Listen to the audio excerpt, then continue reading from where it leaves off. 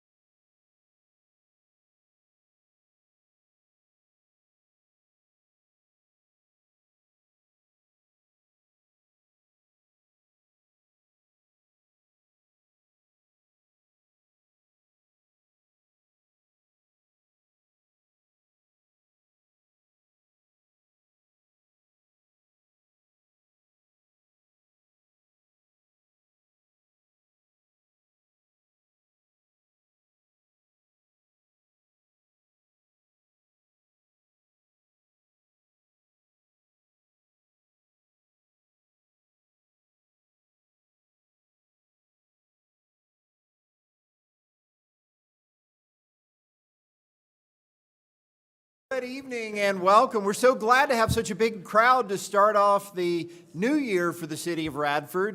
This is our first meeting in the new fiscal year, and we're glad to have you all join us this evening, so welcome. We always love to begin with our Pledge of Allegiance, so we'll ask Gary Harris from the VFW to come forward.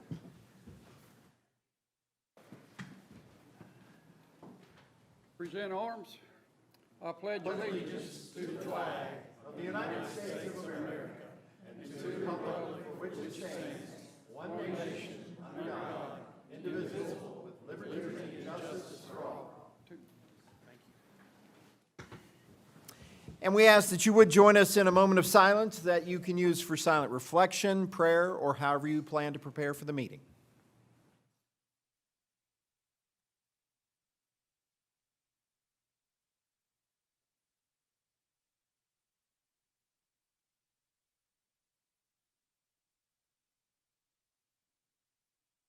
Thank you all very much. Council, you have the minutes from the June 8th meeting. Are there any corrections or changes you'd like to make? Do we have a motion to approve as submitted? We have a motion. Do we have a second? Second. A motion and a second. Any discussion? All in favor, please respond by saying aye. Aye. Any opposed? Okay. Oh, we're doing it over there. Gotcha. Okay. At this time, we'll open the floor for citizen comments on public matters. We'd love for you to come down if you have something you'd like to say or question you'd like to ask. Come down to the podium. Be sure to put the microphone up close to your mouth so that we can hear you. State your name for the record and limit your comments to 3 minutes or less. The comment time is on the screen. So the floor is now open for citizen comments.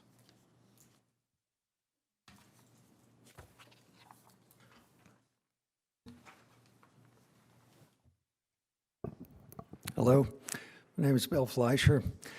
I'd like to recognize a group of people that don't usually get praise, and that's our police department. I watched them on the 4th of July down in that hot park wearing those black uniforms and the vest with all that equipment, and I know they had to be sweltering.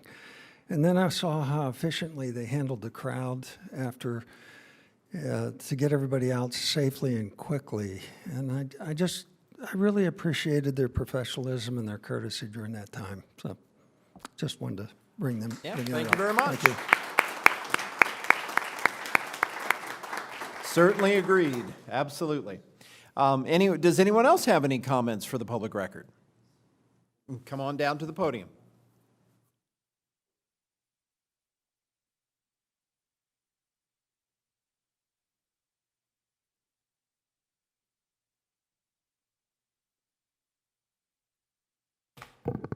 Good afternoon, everyone. Thank you, Mayor and City Council. I am Amanda Hudgens, and I am the Director of Research and Innovation for the College of Nursing at Radford University. And I just wanted to bring to your attention one of the new business items is our Radford University Cares mobile health clinic, which is going to be venturing out into the communities of the New River Valley, Southwest Virginia, and hopefully the city of Radford.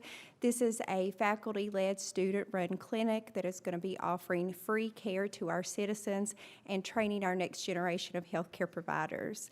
So we have lots of services to offer and a service line to expand as we go along, so we would really appreciate the city's support so we can bring this to the community in the places where people live, work, play, and enjoy their community. Thank you. Thank you very much.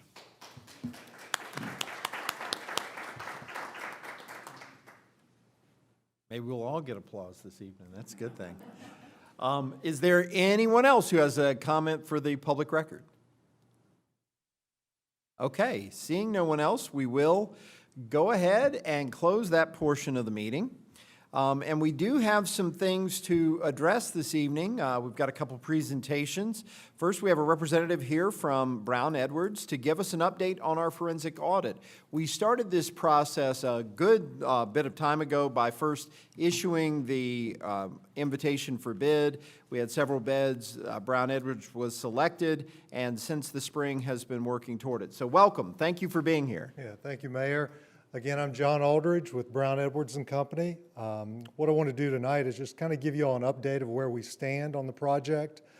As you recall, when we started this, working with you all, there were approximately 28 different areas we were going to look at throughout the city. And those went back a couple years. So to date, we have finished 7 of those 28 tasks. So for those 7, we've met with staff, we've gone over some preliminary findings, observations there. So we're going to continue to fine-tune that before we issue that. The other open 21 items are in process. We've requested information from your staff. They're getting it back to us as they can, because honestly, they're trying to fit this in between an audit, the budget, and everything else they do. So this is just one extra task, but they've done a good job. They've done a good job getting us information. There hasn't so far been any situations where we've been stonewalled or anything like that.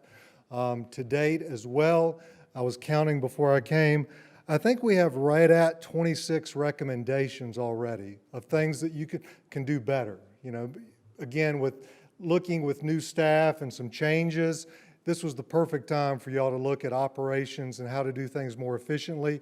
So again, we've only finished 7 and I've already got 26 recommendations for you. So I feel pretty good, you know, going forward. This will be wrapped up fairly timely. However, a lot of this is on your all's staff. So I could tell you if it was all on me, here's when it would be completed. But again, it's a lot of things they need to fit in. But you know, some of the biggest areas we've already completed would be related to utility billings in that area. Some of the big things left will be personnel related, payroll, some disbursements, and then the budget process. Those are kind of the big things on the horizon we need to wrap up. So thank you so much for that. You mentioned you had the 7 that are completed, and at some point, will you release those with some of the recommendations sometime in the near future before you complete all the rest of the work? We certainly could. Okay. Yeah, that would be fine if you would like it to do it that way. No, I think that would be helpful, because I know a lot of folks have wanted to know, is there something that has gone on, or is there something that should change, and something we can actually start doing better now? Now, all those recommendations, have those been communicated to the staff yet? Not Okay. all together yet, just a few here. So that'll and be there. helpful too, Right. because then we can begin to incorporate some of that in our process and go from there, because I think that's one of the more valuable portions of this. Of course, the biggest component that we feel we wanted to look at is the budget piece, and that has not even been touched at this point. It's been started, but it's just very preliminary right now. Okay, so it'll still be some time on that, is what you're telling us. Very much so. Okay.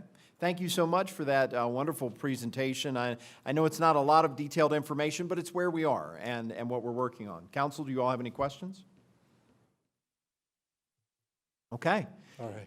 Yeah, thank you so much. And I do think it would be good for us to be able to do a short release. So if you will help us with that when you do the 7 that you've covered and whatever the recommendations are. We want to be really transparent with that and share that with folks. So once staff gets it, can digest it, then we'll figure out how we want to share that with the public at large. All right, we'll plan on that hopefully by the next, when's your next meeting? August, yeah. Hopefully we'll get it wrapped up by August. and That'd be have you something fabulous. then. Yeah. Thank you so Okay. much. Thank you. Thank you very Thank much. you.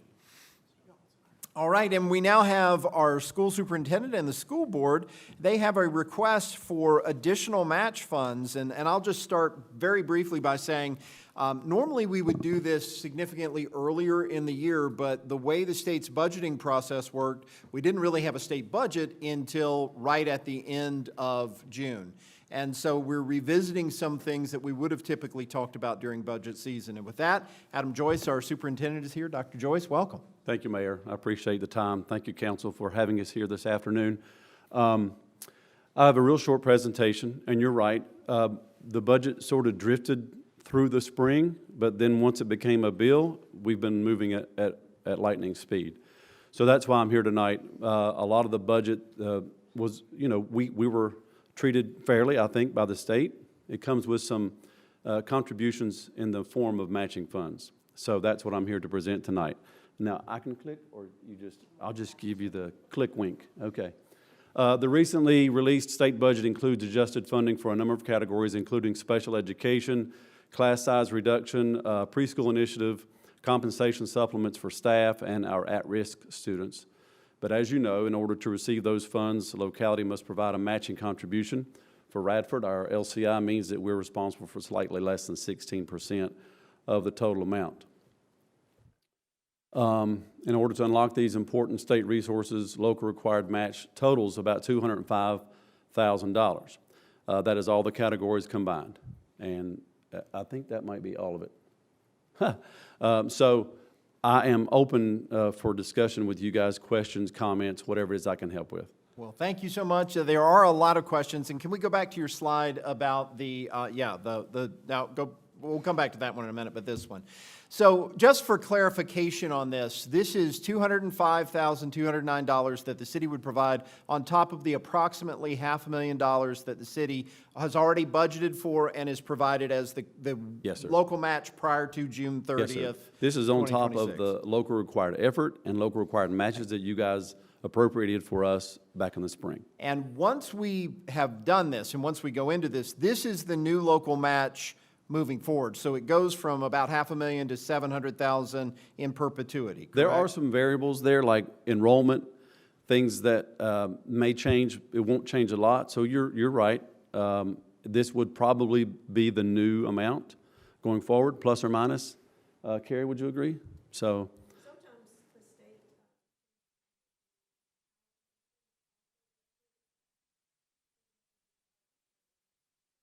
Okay.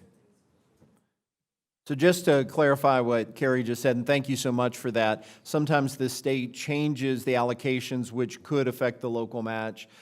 This year, you did have some savings that you could carry forward. Can you talk Yes, about sir. that a little bit? About a budget ago, we budgeted at the school level some monies for folks who aren't in VRS. We were going to budget money for them to have a retirement fund individually, so that it was more of an incentive or retention or recruiting tool.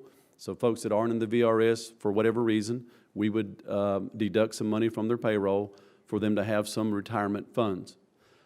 We didn't get that completed this year for a couple of reasons. I won't bore you with those, but that money is still there. So what I asked your folks to help us with was to take that money, hold it for us, and let us have it back this budget season so that we could in earnest start that program. That's about $70,000. I think it would be fair for you as a city to take the $70,000 that you're holding for us so that we can start those non-VRS retirement funds and make that part of the 205, which would be a new total of $135,209. So the $135,209 would just be for the first year, and then once we revisit this for budget season next spring, the total's $205,209 plus, ish, and plus whatever that other rest of the local match is, which is about $500,000. That's a fair statement. Okay. Yep. Can we go to the slide that was before this? So these are a lot of things, and I know we talked about them a year ago when we were working through with Mr. Meadows when he helped us develop the budget for fiscal year 26 that just ended, about some of these areas. How much of this is impacted? Like, with the compensation, and I believe the compensation is to go to 4% for raises as opposed to the 2% that we're budgeted Right. for? The state has made funds available for a 4% increase for SOQ positions. We are now at a 2% increase, so that's an increase of 2%. Explain what the difference is from an SOQ position versus someone else working for the Standards system. of quality positions are what the state believes is the minimum staffing you should have in a school division to deliver the education. But the city of Radford and the school division has always gone above and beyond the SOQs. We're not asking for the city to fund non-SOQ compensation increases. Carrie Long and I and the school board have found ways to extend that 2% to non-SOQ personnel. I can't imagine not doing that.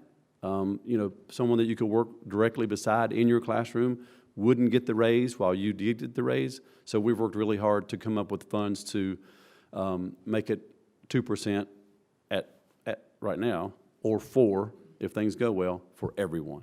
Okay. So, and I appreciate that. How much of the match is the compensation component? Oh, boy.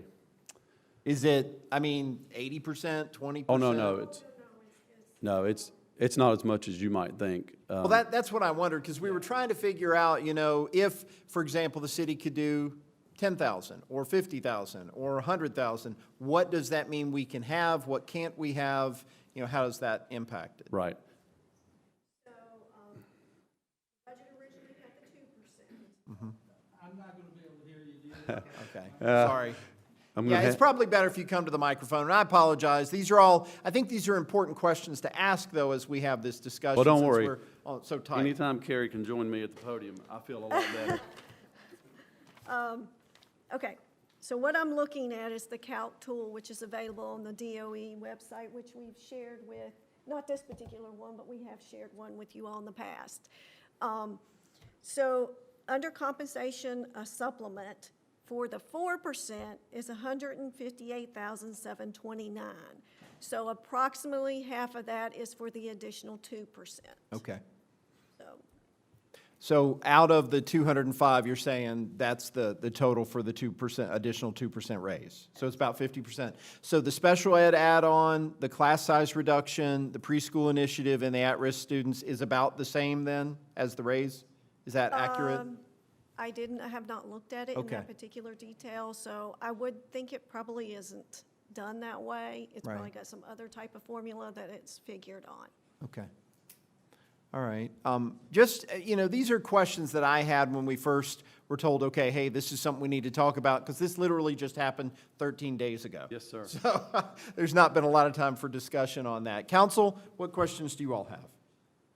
I guess my one question would be, with the budget that was passed, all these things were in place, Yes. right? So these weren't at risk of going away? No, sir. Okay, so with this supplemental money, what exactly is that, other than the salaries? All of these funds would be increased. Special education add-on would bring us closer to, it's a federal, special education is federal. We want to make sure that we're exceeding any kind of federal standards or state standards. We want to be above and beyond that as far as caseloads and things of that nature. Class size reduction, we always, that just means smaller classes, which means a better ratio for your teacher to students. We always kind of want to be out front on that. Preschool initiative gives us more funding to accept more kids to the program, maybe have more aides, more materials in the program. Compensation we've talked about, and our at-risk students, which are kids that are identified based on income, things of that nature, we're able to support them better with counselors or tutoring or more material, things like that. And I know you guys have done a really good job of being able to find that 2% for the other positions. Would you be able to, if the city was not able to do this, would you be able to, would you have the funds available to be able to pick up this initiative? I couldn't say right now it would be a 4%, no. So just walk me through the math here. So we were looking at the next slide, you're asking a total of 208? 205? Yep. And then you're saying the increase, the 4% increase, that is how much of that? About 80,000. About 80, okay. So I guess where I always sit is when you were talking about when you're in a classroom and you have one person that gets a raise and then the person working beside them, they don't get the raise. I kind of feel like that's where our city employees are. They're sitting next to the schools who consistently get raises and they've had to hold back from raises. And so everyone is worth a raise, but under restrictive financial environments, we have to make choices. So it's a hard sell. When you guys came to us before, all these things were covered pretty much to your satisfaction, and now you want additional funds. And the only reason for that is because, all of our neighbors have the same calc tool and are looking at the same raise potential. I just don't want to be the person that lets Radford slip behind because, I get the variables here. I get why. But it's hard for me to recruit teachers from other neighboring counties when their compensation may already be better than ours and they're not going to get the same raise. That's why. And I know you understand that. It's the same for your folks. Right, honestly, yeah, it's the same for our police officers and our firemen and EMS workers. We're dealing with the exact same thing on this side as well. Right. So if we gave you your 70,000 back that you've requested, what could you cover? Could you cover some of this with that 70,000, or is it an all or nothing initiative? No, it's not an all or nothing, but it would take us more time than tonight to figure how we could disperse that fairly. And if you choose not to participate in one particular program, whatever it is, you're going to lose the state revenue from it. So it is a little bit more impactful for us than just the difference, you know. Right, So because to so many that, other, does that mean out of the 500 we've already done, if we don't participate all the way to the 200,000 level in a category, that you lose all of that? No, the 500 or the number that you're using Right. is the local part. Right. And, so that would not go away? no. It would Okay. just stay where So it what is? we've already, let's say the state hadn't done this additional 200. What we've already budgeted will happen regardless. These are just additional on top of that. Okay. And see, I mean, I don't want to speak out of turn, but this is the state's way of showing the K-12 world some love. The problem is it comes with matching contributions that may or may not be considered in Richmond. Right. I mean, it sounds great that they're giving more funding to the schools, but what it does is burdens you and I and the city and the school division to come up with the matching funds. Can you ask them if they'll show the locality some love? We need some of that love. They show us the tax increase is what they show us. I guess I go back to the reserves with your reserves, because we're trying to build our reserves as a city, because for you to be healthy, we have to be healthy. So we're trying to build our reserves. So I guess I would go back to, I'm sure, I would assume before you came to us, you evaluated your reserves to see if you could cover this, and if so, are you not able to? Or is that We can't cover this ourselves, the 205, no ma'am. This has to be new money that the city puts in the budget. Right, because otherwise then we start taking from other, pots, so to speak, and then they're left short. So we. I was talking about like your reserve So pot. your reserve account with us, you're not allowed to take reserve money from your But we- account with we us wanted to that be has real- almost We really wanted to be careful $2 million in with it. that. We want to be careful with our money as well. Right. So this is a pot that is not touching your cash. It's in reserves for things like this that come up that may be burdensome on the city, that are also burdensome on you. So this is kind of an in-between pot that we can pull from. I mean, I would support, it sounds like that may be a suggestion. I would absolutely support that. I want to support the schools and give them all the raises, but I have to also think about other departments that we have. You know, the school is one very important, huge piece with the city. But we also have other pieces that we have to think about too. And I think understand this reserve account may be an option to help both ends and not burden either of us as much as we, would want to, and still make this happen. It's kind of, I think it's, to your point, Kelly, it's kind of the same concept we came up with last year for fiscal year '26, where the $500,000 was found out of the reserve funds, that you all would donate that back to help the budget, and that the city would go on and make its local match of the $500,000. So I think that's the concept. And I know everybody's kind of on the spot tonight. The one big issue is we don't have to make a decision tonight to get the funds, correct? Okay, so this is something we could work on and come back with okay, here's a proposal to see, these are some options that are available to us? Yeah, and in the meantime, Todd, I mean, what would that look like from our budgeting standpoint? I know, we did a 2% real estate increase. If we do this, that would negate, over a cent or so. How would that affect us? Would we just have to continue to increase taxes? I mean, how could we substantially fund this? So the 205 represents approximately 2 cents on the real estate, and that's what we went up this year. So it would essentially use up that, or the equivalent of 2 cents on the real estate. If the $70,000 is used to fund the retirement accounts for the non-VRS eligible employees, you're looking at about a little bit over a cent, like a cent and a quarter of a cent on the real estate. As far as what it looks logistically in our budget, the general fund cannot support $200,000. It can't support 138. What it would look like, the city would have to transfer money from one of the enterprise funds, water or electric, or solid waste, one of those, most likely water or electric, into the general to fund this, to then turn over to the schools for the local match. The only thing I will advise council, just keep in mind, those transfers, we're trying to get away from those. And the funds that we do transfer out of the enterprise funds it's reducing the amount that we have available to tackle infrastructure needs. And that's the ultimate long-term danger of continuing to transfer those funds out, is that we're not addressing infrastructure like water tanks, water lines, sewer lines, electric pole replacements, et cetera. or existing debt that we're trying to whittle down and get our interest payments down and eliminate. That's correct, existing debt as well. I've still got a question in my mind. Out of the 205, you said there's these different categories. So can we, I guess, if one category is a $50,000 and one's $100,000 and one's $150,000, then we're on the hook for 16% of that? It's that, it's, The match, it our, makes a whole. So it's the 16% plus the 84% to make 100%.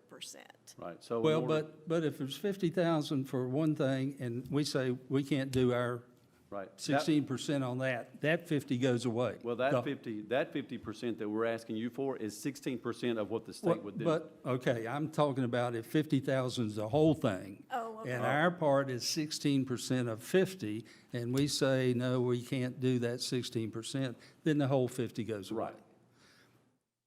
Can you give us, or I would like to see, a breakdown of the categories and what that category represents out of that 205? We Because- can, not tonight. Right. I know. So, you know, I'm thinking maybe what we do is say, let's revisit this for our August meeting and get some of that information together and some of the answers, and talk about what that looks like, if it's gonna be, you know, we think we can do 30,000 out of water, we think we can do this out of sanitation, whatever that looks like, and have something more concrete in front of us to look at and see what this looks like. Because this is a big deal, and, you know, I actually think it's a good thing we're having this discussion. So one of the biggest things we've talked about as a locality is how did we get exactly where we are with some of the fiscal challenges we have? This is a great example where the state says, hey, we can do this wonderful thing, and it's a wonderful thing that I think everybody looks at and says, yeah, that's amazing to be able to do, but it's basically past this year, it's a 2-cent tax increase or the equivalent budget reduction to be sustainable. And that's the hard part for the city, to get to that sustainability. So I think coming back to this at the August meeting makes a lot of sense, to get all the information we can, to talk about what each of these categories represents out of the 205, so that we understand that. And then to talk a little bit about how, you know, if we were able to do 135 this coming year, because we have this special savings we could do, what does it look like in out years? Because again, even though we may not have a crystal ball and know that, we're pretty much saying this is baking that in the cake, and we move from a $500,000-ish match to a $700,000 match, and just understanding that. Since it's a 2-year cycle, I think we're pretty safe that it Yeah, won't for go at too least far. one more, yeah. One more, yeah. Right. I'm still a little uncomfortable with that because I don't see a route to make that happen. I'm not comfortable taking money out of these other departments that we know have infrastructural needs. I'm more inclined to say the 70,000, of course, return back, that was money you invested, and then to see what you can do with the reserves, because that is why we have the reserves, and I just don't see a logical path that's fiscally responsible to do it any other way at this point. And we felt like we went in pretty knee-deep and didn't push back on the budget as it existed when you brought it to us, and that was hard. That's, there are other grants, as you're gonna hear tonight, that we would love to be able to take advantage of that we can't, that would help the entire community as well. Sure. So I'm not sure for me if waiting is going to matter, because I just don't see a responsible path to provide more than that, other than allowing that 70,000 to return and having the reserves, but that's just where I currently sit, And especially with hearing from our city manager. If I may, I wanted to make one more point about the budgeted transfers to our reserve accounts. We still have 2 payments left to AEP, and while we've made great progress this year, we do still have those 2 payments out there.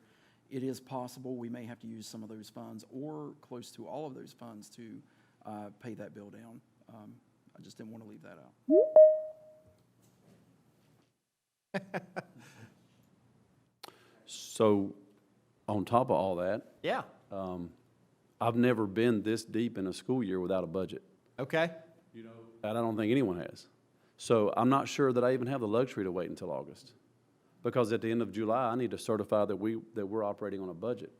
That doesn't even count the look that we portray from central office to our teachers, that we don't know what you're going to get, Well. which is no one's fault, really. No, but I will say this. We do have a budget. It's just the We do have a budget that budget. was passed previously. We don't have the additional match budget. So I will say this, if I'm reading the tea leaves correctly, August trying to figure out a solution is probably the best shot of getting anything. I mean, I don't know if anybody's ready to say, we're going to do this tonight with what we don't know and all of that. So, you know, that's the hard part. I mean, if council was comfortable saying, let's take 70,000, that's the carry forward, and then another 135,000, that would be the equivalent of the current capital reserves, and try to use that could be a possibility. I don't know if that's where everybody is. It doesn't ultimately solve this problem past this year, though. I will say that. That's the really tricky part, and this is what everybody needs to really focus in on. We have to build this as we're building out the budget typically, because we have to decide, do we do a tax increase or a budget cut somewhere else to be able to make that work? So if we're able to figure something out accounting-wise with what we currently have, and that's what's been offered as a possibility, maybe we could do something, but I don't know. What do you all think, council? Well, I also think later in the meeting, we are looking at something that could help address some of these later on with the referendum that could be used. But, I mean, I've said it 100 times, 100 different ways. If Radford City is not healthy, Radford City Public Schools aren't healthy. No one stands to lose more than Radford City Public Schools if we lose our charter. Our CPS will not exist. We have to get our finance house in order. You could talk to your blue in the face about why we're here, whose fault it's here, should we be here? We're here. I mean, that's what it is. It would be, in my opinion, fiscally irresponsible for us to do that with all the outstanding debt that we have, with all the other things that we have to address. I hate that. I got two, I've said this 100 times too. I have two little Bobcats on the way. You know, Bobcats run through my veins, but I feel like I know numbers, and I feel like the position that we're in, it wouldn't be good for us to take care of you guys long-term. We have to get our financial house in order. That's not your fault, but it is your problem because we're all in this together. So that's just kind of where I'm at with it. And I know it's tough, and I know that it's not about deserving or anything like that. Those teachers deserve more than 4%. So do our sanitation workers and police officers and everybody else. And in the meantime, I hope you'll work with us we can roll up our sleeves and get things done, but I just think here and now, it wouldn't be a wise decision for the city. Well, That's just me. No matter what? Huh? I mean, I'd be happy to entertain I'm always gonna listen. I mean, if you have something to propose, I would listen. I don't know that anything is gonna change my opinion that I don't think in August, the city's gonna be in a better financial situation. I'm not gonna waste your time, but I would respectfully listen to anything that you would have to share. Guy, where do you stand? I'm the same way. I don't see how in the world we're going to be able to meet that. And that's why I was willing to look at the breakdowns to see if there's any part that we might be able to help with. But, yeah, I'm like Seth, you know, they're in such a bind right now that we cannot come up with anything like $200,000. Jesse? I think I've said my piece. And again, to reiterate, it's not a matter of, you know, what we would like to do. I love our teachers, I love our administrators, I love our school systems. I have 3 Bobcats, so, you know, I wish that we were in a position to do more, but, you know, we do have to make sure that our house is stable and not built on cards. And so right now, we just have to make sure that we're stable first, to make sure that you're stable also in the long run. And again, I feel like, you know, with the budget that you brought us, you had good plans for these things. And at that point, we felt like you could manage these things. I understand this would be on a greater scale, and certainly in a perfect world, I would support that. But I just think right now, it'd be fiscally irresponsible for us to do anything other than what we're currently committed to do. Kelly, do you have any other thoughts? How much in the reserves are there dedicated funds? Is that broken down? The capital reserve account?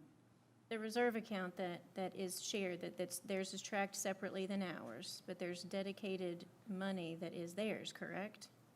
Approximately 1.9 million. Okay, so that's Am I correct 1.9 on that, million Adam? of Capital reserve RCPS account? reserves, or that's shared reserves for all of us, the city and the school?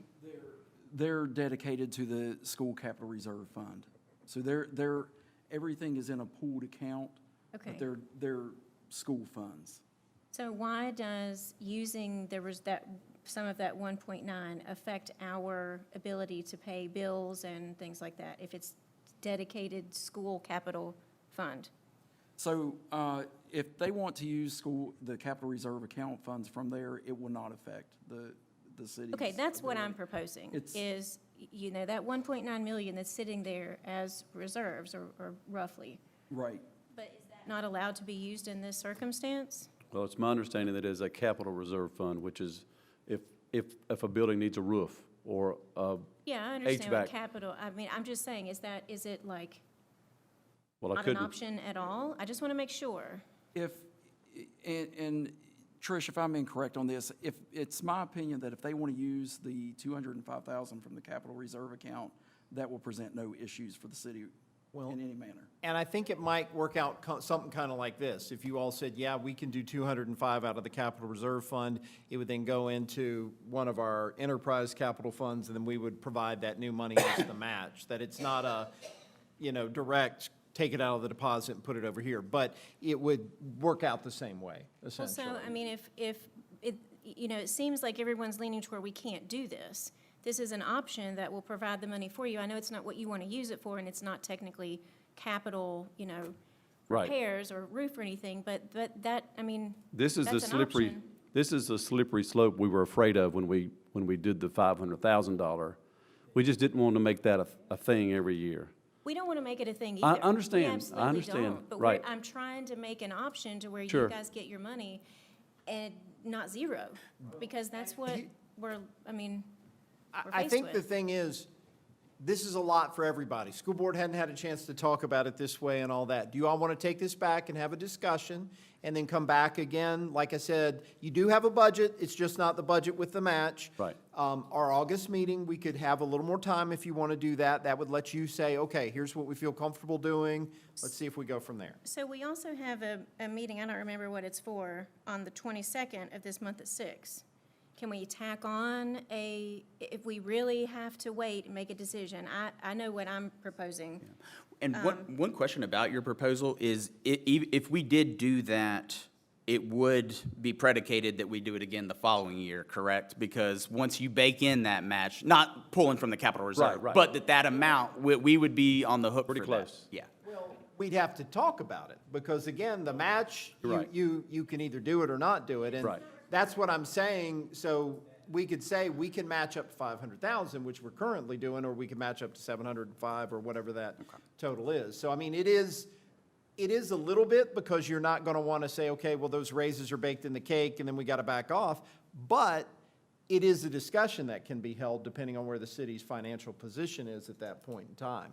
Well, I mean, people don't get raises every single year. Right. So that's something that is. Well, but once it's a- baked in, that 4% is Part of their salary. the salary. Your baseline Yeah. and it's All I'm saying is that's an option. If you Right. guys need to go back and think about it, I'm proposing that we have a meeting on the 22nd when we're already going to be here at 6 o'clock. All of us are going to be here. That gets you before your August, gives you a little bit time to think. Otherwise, I mean, I think it's the only way to even have a further conversation on it. Fair So enough. would that make sense to at least go back and have a discussion, then see where we are? It's better than a hard no tonight. It is.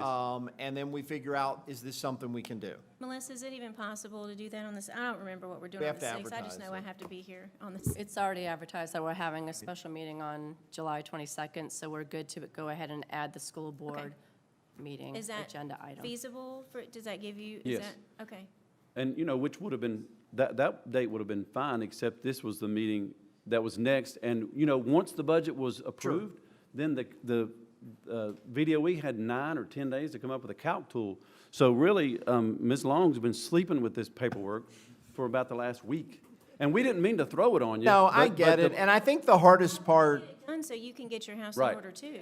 The hardest part with this is, I don't think there's anything up there that folks wouldn't like to be able to do in some way, shape, or form. I'll take it that way. It's just what's practical and what's realistic for our community at this moment, but also long-term. And, you know, like I said, this is why this is a good conversation, because let's say the decision's made to go, yeah, we'll do it.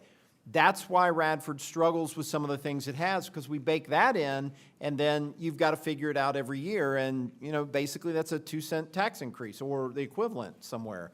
So these are the hard decisions that we all have to make. Let's plan to come back together for a short presentation. If you can get us information prior to the meeting, that's helpful, so that we're not hearing it the first time when we're here. I think that'll get us to a good place. And I do think, guys, correct, if we can know, like, special education represents X amount of this, class size reduction represents that, so we can have that meaningful discussion together, that would be helpful. If I were to give you the match that the locality is responsible for and then what it triggers? Yeah, that's fine. That's perfectly fine. And I recognize that triggers a significantly larger number. But it's just, what are we able to do? Well, How that's do we figure relative. this out? Yeah. That's relative. Because Right. I think 205 is large for the city. I understand that. Yeah. Well, and like I said, you know, this is a hard discussion. If we were talking about this 3 months ago, we may have said, well, we have to do a 4-cent tax increase on the real estate tax if we're going to do that. Right. And that's a discussion to have, you know, and it'll be a discussion that council will have if we go down this path for the 27-28 budget next spring. So these are all things, and that doesn't even get us where we need to be fully, you know, for a sustainable budget for the city. So appreciate it. Let's do that. Let's plan for that on the 22nd. Thank you for bringing this to us. The good news is you got a good budget to start with. Yes, sir. And then there's a possibility for this if we can figure something out and us to work together. Yeah, I do not at all want to feel like, I don't want you guys to feel like we don't appreciate that budget. Sure. But once this new budget was passed, you know, we couldn't just sit on it. Oh, it changes everything, and I think that's the hard part with Richmond. While we appreciate the extra money, when it comes with that string attached, that's a tax increase. The folks in Richmond didn't have to increase taxes to get to the budget that they got to, and they could have made that decision differently. So that's where we go. Thank you all. Thank you. I don't know. All right, we got to keep going here. We got lots of business to talk about. Council, we have some unfinished business. So going back to 2018, one of the first things we did was we had the Department of Housing and Community Development come to Radford with the Main Street program to talk about what could be done to help improve our business district in East Radford. And through a number of years working with the Regional Commission and working with recommendations of citizens and everybody, we came up with a concept that was going to help improve a number of things, and we got some money for it from the Appalachian Regional Commission, about $700,000. But that was another one that came with an attachment. We had to contribute the city's portion, which was going to be a couple $1 million. We did a few of the small elements of the project, but we've got about $350,000, something along that line. Approximately. About $300,000 toward the match. But right now, we don't have $1.3 million to put toward this project. And that's a challenge for us. So we have talked with the folks at the Department of Housing and Community Development. Could we have a little more time to see if we can get closer along? They said they can't do that right now. They have to see meaningful action. In other words, we have to be under contract for this project in the fall or in the spring, something along that line. And that's not feasible with the budget we currently have and the resources that we have. These are needed things for us to do to get our business district in better shape.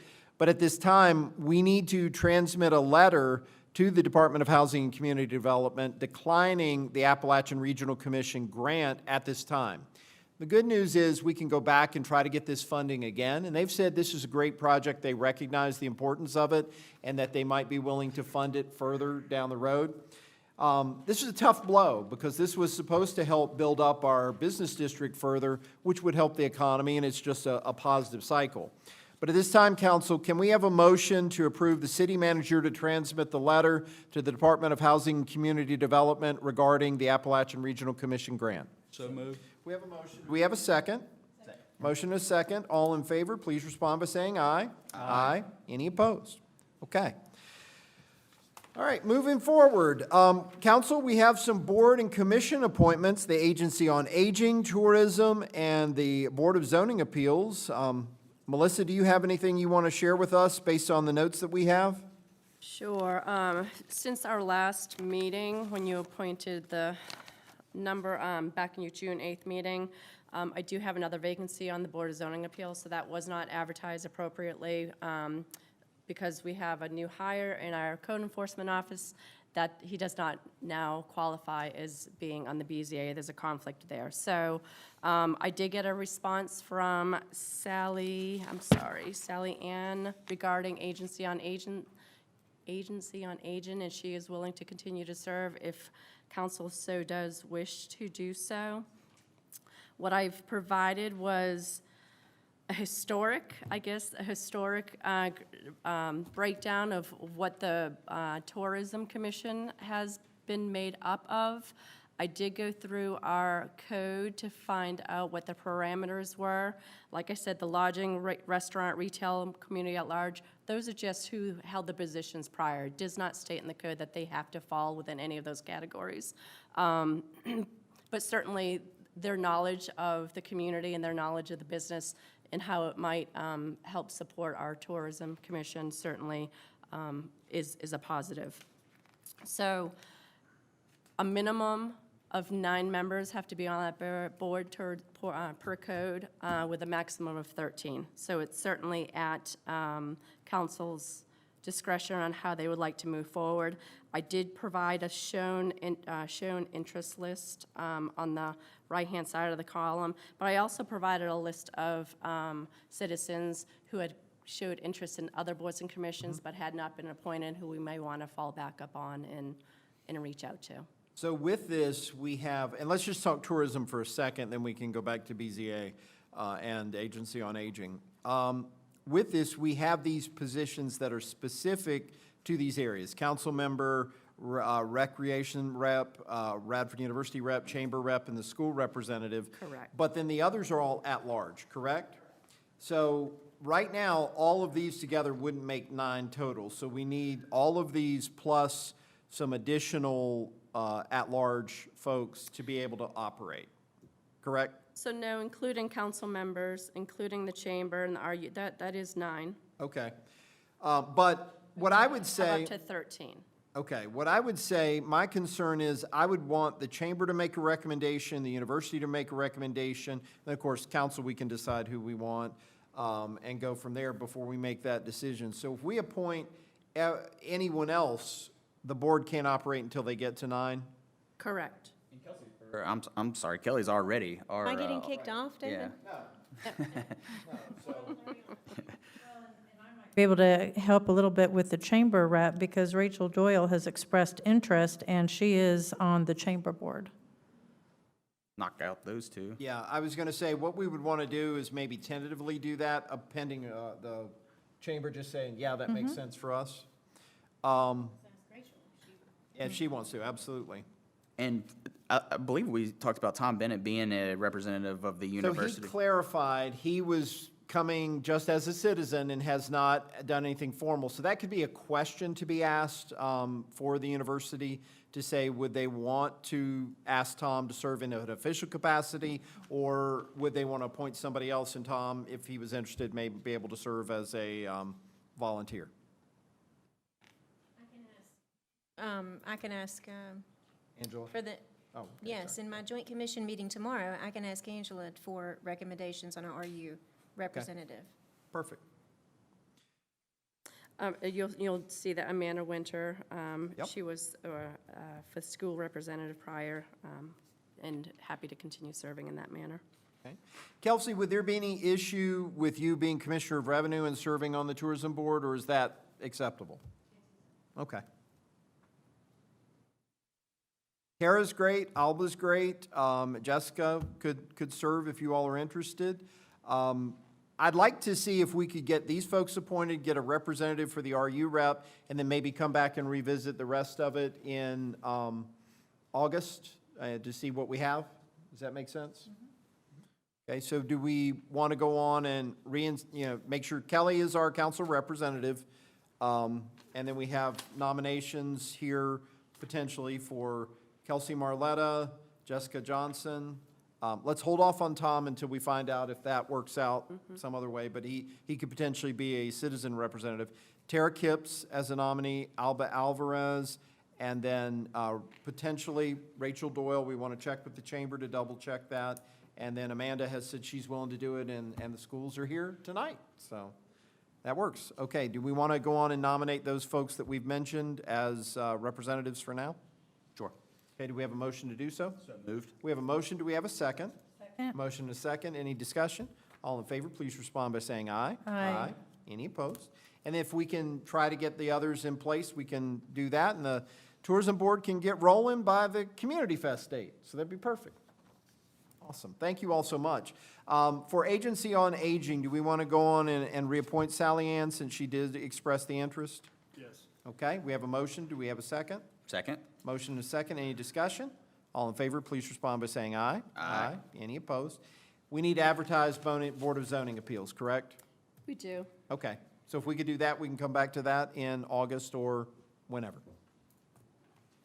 Do you need that to function pretty quickly, though? I hope not. Okay. Good. All right, moving on to new business. In addition to the school match and the other parts of the budget, the state gave the localities across the state the ability to add a 1% sales tax to use revenues solely for capital projects for new construction or major renovation of schools. This was something that was done on a community-by-community basis previously. It existed in the past. Some localities have taken advantage of that, but it wasn't statewide. Now it is statewide where any locality could do it. It has to be a ballot initiative. It would have to be on the ballot this November to take effect as soon as possible beyond that, and it would have to be voted on, obviously, by the community, so there would be a referendum on it. What this would mean is the Radford's sales tax would move up 1%, so basically it would go from 5 cents to 6 cents. That's not counting meals tax and other things along that line. So the total tax, depending on the item purchased, would be different. There are certain things that would not be included in this. We're still getting all the clarification, but primarily some personal hygiene products and some food products would not be included in the tax. We have heard from a number of folks. Our Commissioner of Revenue gave us some thoughts on this so that we would have a little more understanding of it as a council. There are some challenges associated. Also, I don't know if you all heard from Lindsay Williams, our Director of Elections. One of the real challenges we have this year is we are going to have a mega ballot in November, that there's 3 constitutional amendments in addition to all the members of council and the state or the federal elections for the Congress on that. So one of the concerns is that potentially this will be a long ballot, and this would be the very last thing on the ballot as part of that. Council, what are your all's thoughts, given all of those parameters?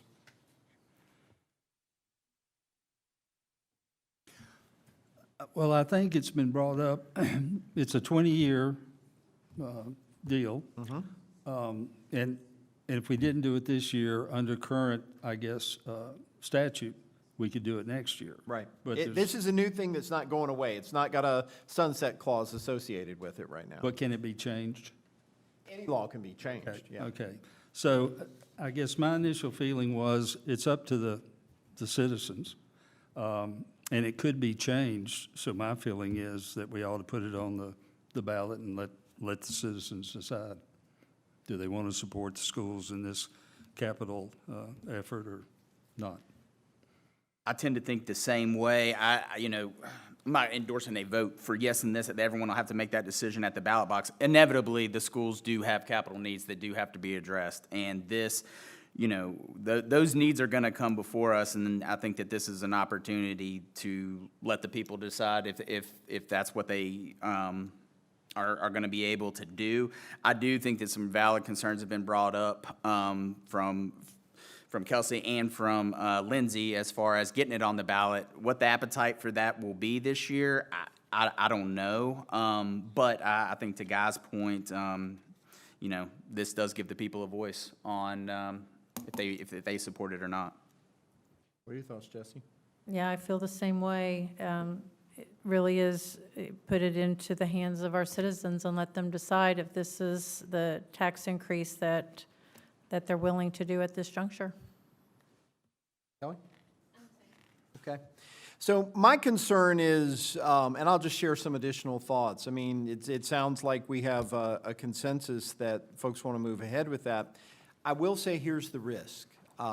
We don't know yet for our community what the overall tax picture is going to look like next year and in coming years, whether that's a combination of real estate, a combination of sales tax, whatever that might be. And I think that's a concern that I have.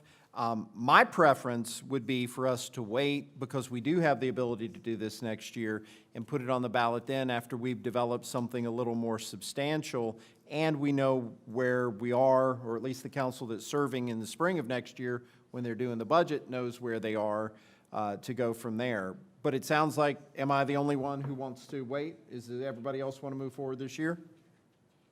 Forward for me. Okay. So do we have a motion? So move. We have a motion to adopt the resolution and a second? Motion and a second. Melissa, would you call the roll? Yes. Mrs. Foster? Yes. Mr. Gillespie? Yes. Mr. Wolford? Yes. Mayor Horton? No. And the only reason I'm a no, I will explain that, is I think it would be better if we waited. I don't think we're ready for this fall to get it passed. Doesn't mean you can't work on it and try to make that happen, because it's going to be on there. The motion does carry.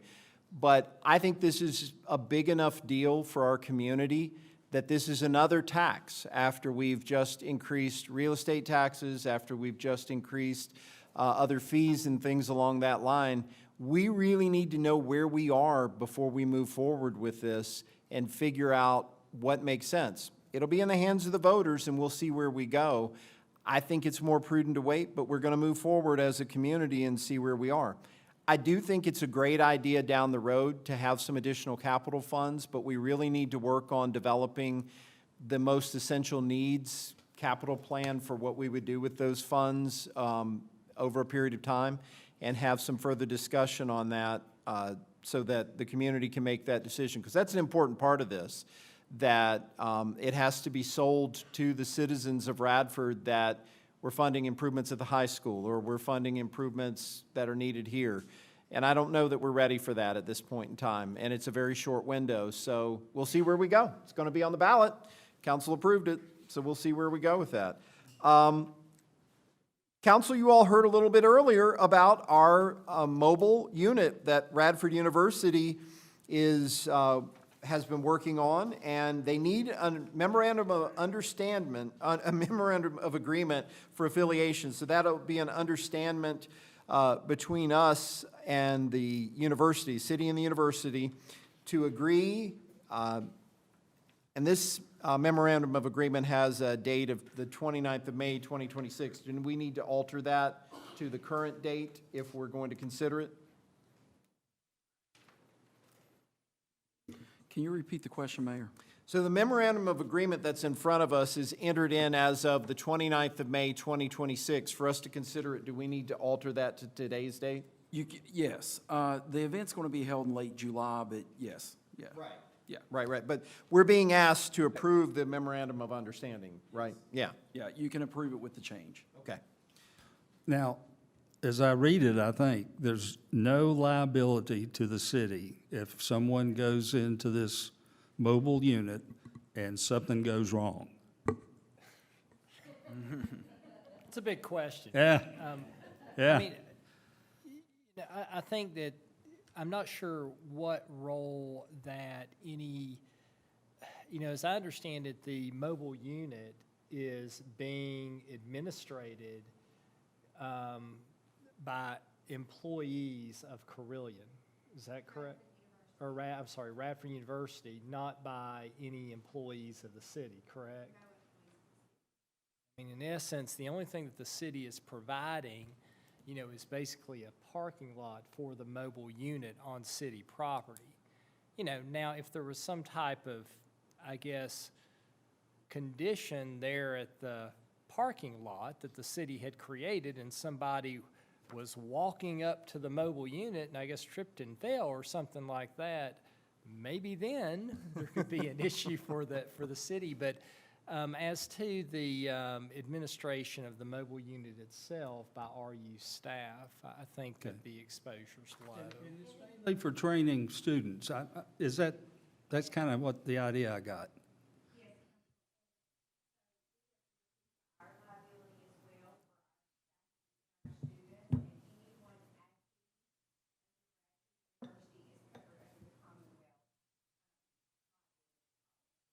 Okay.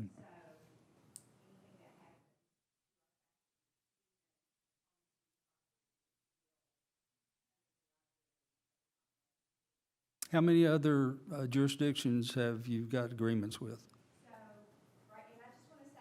Can you come up to the podium? Sorry.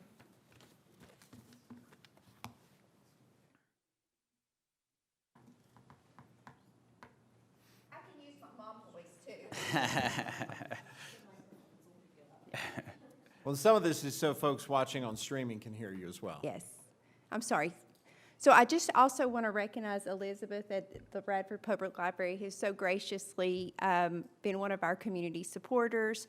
We currently have affiliations with the Health Wagon down in Wise, Virginia, New River Valley Community Services, VDH. We're looking to partner with Food City and several other local businesses. We've looked at just several businesses around the area and in Roanoke. So we've also started some conversations with the least of these, which is a homeless service center. And we plan to expand throughout the New River Valley and Southwest Virginia. But I mean jurisdictions. As far as, Said Food City and some other Oh, places. I'm sorry. Those are partners. yeah, those are some- partners. So right now, the city of Radford is the only jurisdiction that we have that we have proposed an agreement with right now.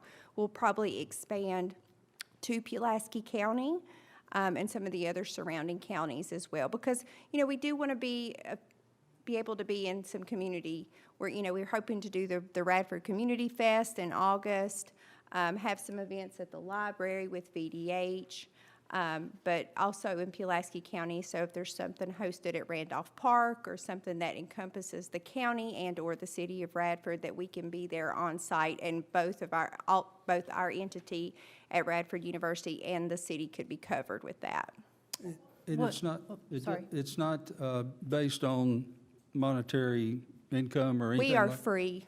We've actually put our application in to become a free and charitable clinic, so all of our services as long as I have anything to do with it, will remain free for our citizens regardless of insurance And status. so you're saying they don't means test, that's what you're asking, right, Guy? Have- They don't means test, so they don't No, see if you means have the building. test, no, Right. correct. And what kind of services is it going to be again? I'm sorry. So we're starting out so we're building a service line, which means we're starting out kind of small, just a pilot with some screening services for hypertension, diabetes, hyperlipidemia. And then we hope to expand out. We're doing some school physicals this fall and summer, and we're hoping to expand out to where we can actually have full encounters for acute care, gap care services, and also connecting citizens to resources. So if they need a referral to a specialist or be established with a primary care provider, we can put that in place immediately.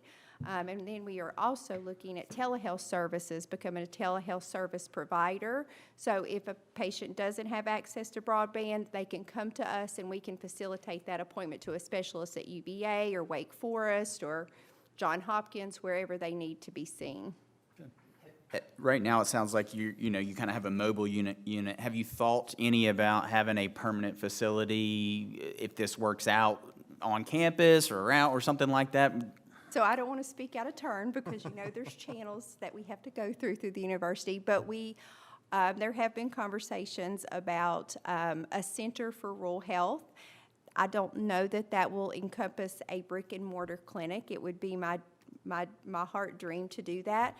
But the purpose of mobile clinics is meeting people of the community where they're at, and eliminating that transportation barrier.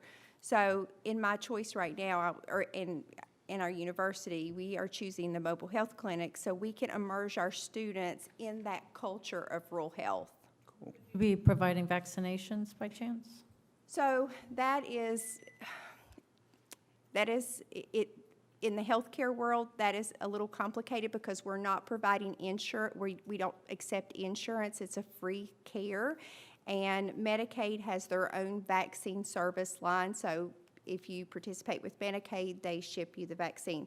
So our solution to that is we're partnering with VDH to hold shared clinics so they can provide the vaccine and we can provide alternate services. So we expand those service lines, we expand the resource for the patient in one spot.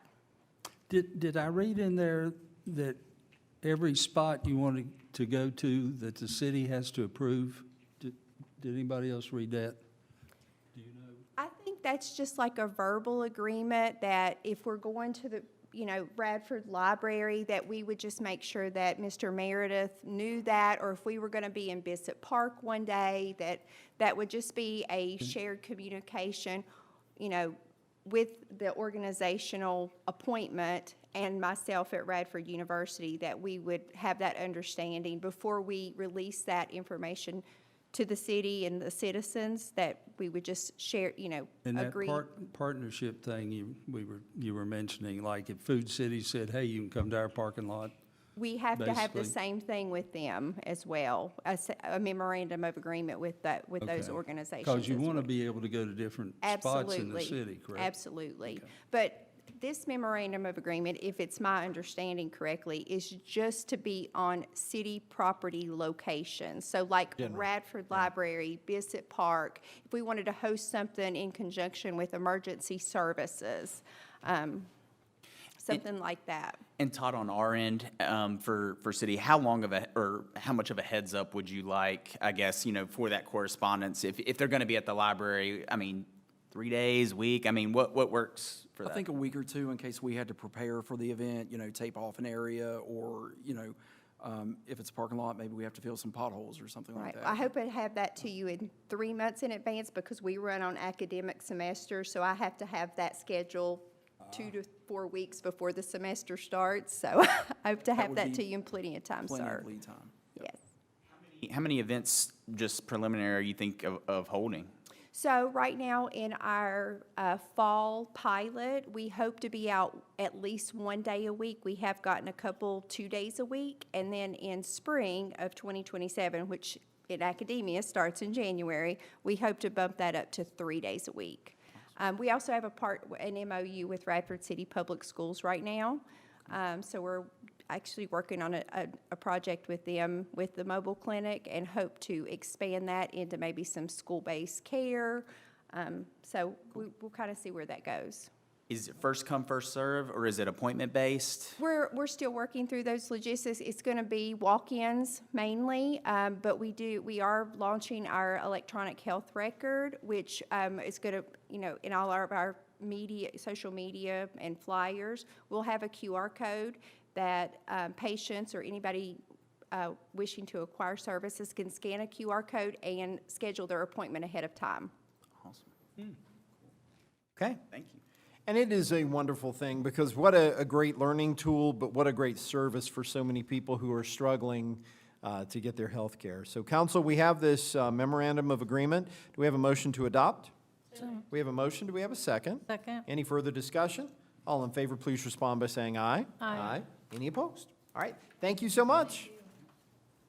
Council, you also have the DMV Select Agreement, and that establishes terms and conditions under which the DMV has appointed the agent to establish and maintain a licensed agency of the DMV Select in Radford. And currently, this is with our treasurer's office. So we're glad you're here tonight, Joy. Thank you for being here.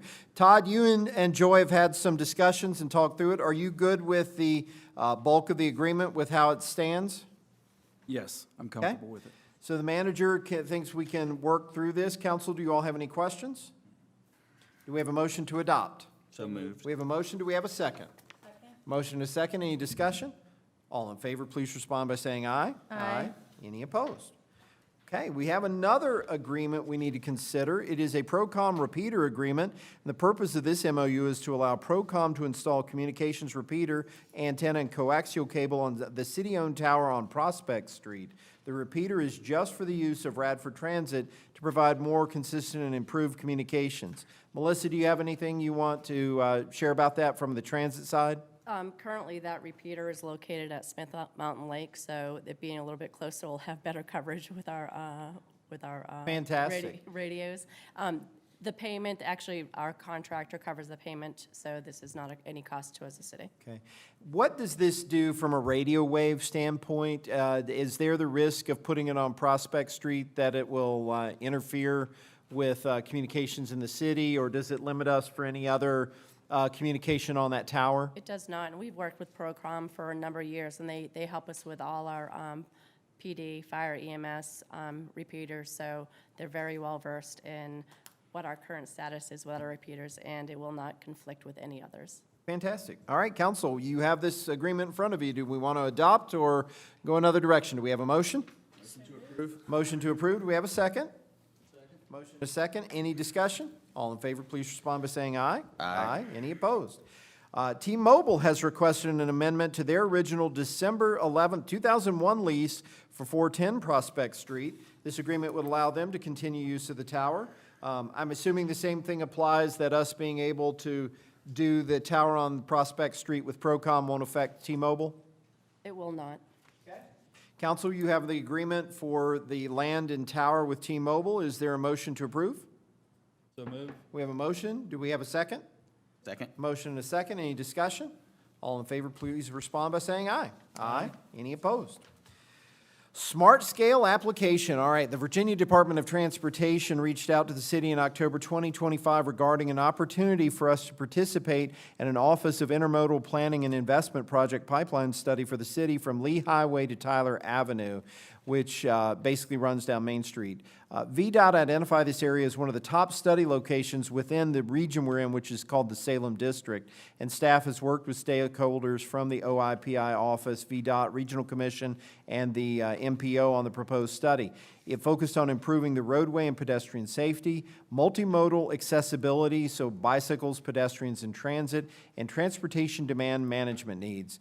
The project recommendation from the study has been developed into a funding application for Smart Scale Round 7. So this is how you get money from VDOT to pave and adjust roads and everything along that line. We would be looking at a resolution of support. It does not obligate the city to fund the project. Melissa, I know you've worked a lot on this. Do you have anything you want to share? No, Mayor, we had, over the last 6 months, had a number of opportunities for the community to provide input, so this has been out in the public. Like you said, it does just give us permission to go ahead and submit the application, so we don't know the cost of the project or anything like that, or city's obligation, if we were to approve, but just want to be able to submit the application. Todd, do you have any additional thoughts, or are you good with it like it is? I'm good with it like it is. Okay, and just for people's clarification, this is, again, from basically the intersection of Main Street and Memorial Bridge east, and so it provides a little work in that corridor for safety. Council, do you all want to make a motion to approve the Smart Scale application? Do we have a motion? Moved. We have a motion. Do we have a second? Second. Motion and a second. Any discussion? All in favor, please respond by saying aye. Aye. Any opposed? Okay. Fiscal year 2027 chemical bed, the water treatment plant received bids for one of the significant chemicals, polyaluminum chloride, used as a coagulant in our treatment process of potable water. Suppliers of this chemical are very limited, and we received a bid from Kimara for 33.6 cents per liquid pound, and a bid from U.S. Alco for just a penny or so, or a hundredth of a penny less than that. The cost of these chemicals is included as part of the fiscal year 2027 annual budget. City staff has reviewed this. They recommend the approval of the award to USALCO. Council, do you all have any questions? Do we have a motion to approve? So moved. We have a motion. Do we have a second? Second. Motion is second. Any discussion? All in favor, please respond by saying aye. Aye. Any opposed? All right, now we have several appropriations here. What I'd like to do is discuss them all quickly, kind of go through them, see if anybody has any questions, kind of explain what they are, and let's approve them all at once so we can get through this grouping. They are all for fiscal year 2026. This is money that has been expended, and we need to now go back and appropriate it. Todd, would you start us off, and then we will go line by line into what each of these are. And I know Social Services is here. If you all want to go on over to the podium, we're going to ask you about several that come up here in just a second. So Todd, get us rolling. So to summarize, these are FY '26 appropriations. I'm going to defer to Vicki and Keith on the Department of Social Services, but I do think it's interesting to point out that the Aronzi appropriation, that's a joint venture between the city and the state, and it's just a good example of how collaboration can help local businesses and job creation. So that was funded half by the state, half by the city. Absolutely. And that's $25,900 for that Commonwealth Opportunity Fund. Okay, we have several here in a row: Comprehensive Services Act funding, Medicare expansion, social services grants, and social services administrative state funding. What can you all share about that? So those funding streams have various local match rates. Medicaid expansion has 0 local money. I guess the highest local match rate is 20%. Otherwise, it's 15.5%, so the typical state reimbursement rate. So, and on there you'll have auxiliary grant. That's the money that goes to pay for like people who live at Fairview Home and, you know, can't live on their own and need support of an assisted living facility. So that's an example of how that money is used. And Dick Harshberger and I sit on those boards, and right now, Radford has the second highest population at Fairview Home. So those funds are being used, and the people there, residents, are being well taken care of. What's the cost to the city for that? Auxiliary grants. That's 20% local match, whatever that number is, just times by 20%. The administration one, it's a 15.5% match. Okay. And by giving us that 15.5% match on that, that is stopping the city from having to spend something called pass-through, which would require a 67% match. So it's a big savings if you can just give us extra money in a different pot of money so we don't have to spend other money. And the city gets a better reimbursement rate. Yeah. So it's not that we're spending extra money, we're just changing the funding stream of where those costs have already been paid for. CSA administration, that pays for a small portion of the CSA coordinator's salary. The CSA coordinator works with children that are at risk. Some of the children are also school children that are placed in private day placement. Some of them are foster children, and different, various placements. And for that, you said there is a local match for the 13,000 or not? It's at the CSA? Yeah. I think it's about 25% local match. It's mentioned in your handout. It actually shows the local match somewhere.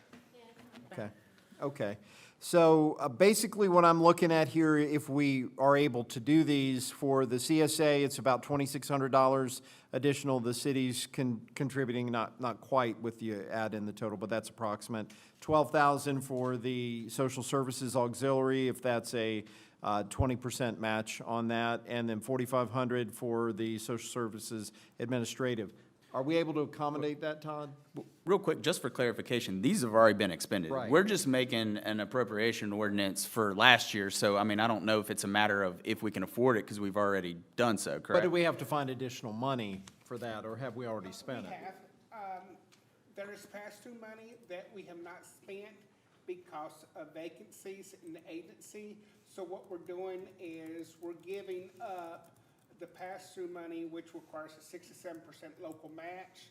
So we're giving, I don't remember the exact dollar amount, we're gonna give up like $30,000 of pass-through that we didn't spend. That will give us the local match money to pay for the other programs. So that, the main piece I wanted to talk about was, were we going to have to find additional money? So what it sounds like is we will not. That's correct. Okay, that's good news. All right, great, and thank you all so much. Are there any other questions for social services while we have them at the podium? Nope. Okay. And then we have a $1 million reclass budgeted personnel savings. And I know we've got to go back. I do recognize I skipped over item 10, but I'll go back to that. For appropriation ordinance 1815.46, the budget was built on the assumption we would have about $1 million in personnel savings. It's actually likely exceeded that. Since it was not known at the time which departments or funds would generate the savings, the entire amount was budgeted just in the general fund. This aligns the budget to the actual. Todd, do you have anything else you want to share about that? No, that's summarized very well. I will say that's the $1 million that was budgeted as a credit back to the budget. But as we work through the numbers, expect that to grow higher as far as the savings that we have achieved from payroll cuts. It's going to be much higher than that. Okay, Counselor, are there any additional questions? I just think I'll just follow up on that question. So we are trending much higher than the 1 million that we projected? That's correct. Okay. Are you starting to see that carry over into this fiscal year as well, where we've held the? We carried over, I believe the 1 million was based on a 17 employees assumption that 17 employees would be, that 17 positions in the payroll will be reduced through attrition. And we have at one point reached as high as 34 in FY26, but we've carried forward into fiscal year 27, 24 vacancies. So yes, that number, we saved it in FY26, and we will continue to have that savings that's there going into 27. The 27 budget was built around that. Yep, thank you. Council, we have appropriation ordinance 1815.41 in the amount of $25,900, 1815.42 in the amount of $13,506, 1815.43 in the amount of $75,217, 1815.44 in the amount of $61,862, 1815.45 in the amount of $29,169, 1815.46 in the amount of $1 million. Are there any further questions or concerns, or do we have a motion to adopt those appropriation ordinances? Motion to approve. So we have a motion. Do we have a second? Second? Motion and a second. All in favor, please respond by saying aye. Aye. Any opposed? Having heard 4 affirmative votes, we can dispense with a second reading if so desired. Is there a motion to dispense with a second reading? So moved. We have a motion. Do we have a second? Second. Motion and a second. Any further discussion? All in favor, please respond by saying aye. Aye. Any opposed? Okay.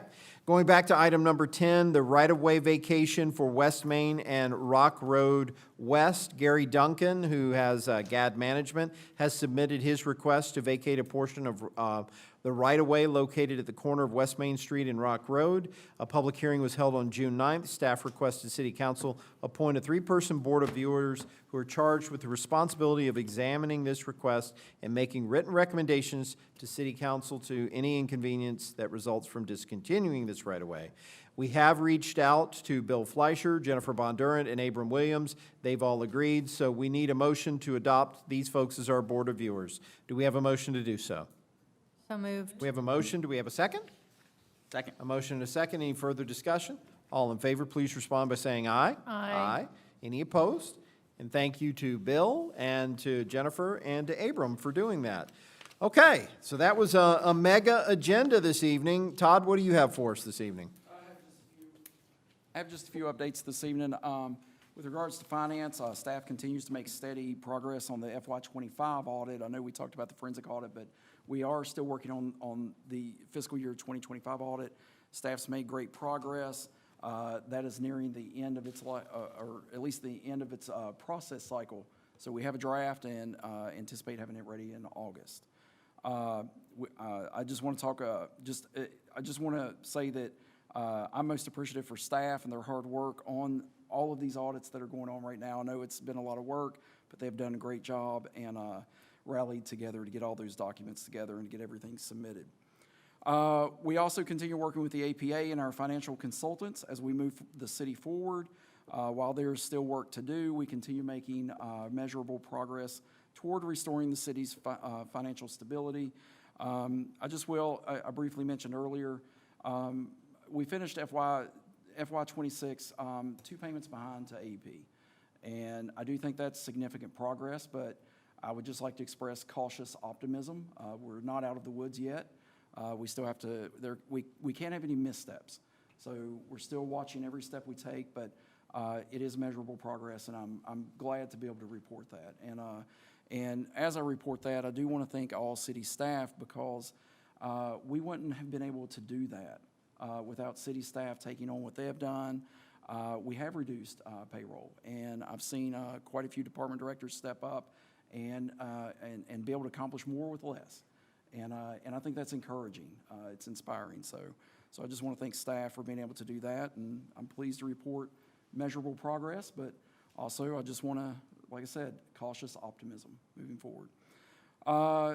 Operations, the automated mower, that's been put into service, and we've completed training. We're starting to use that more and more.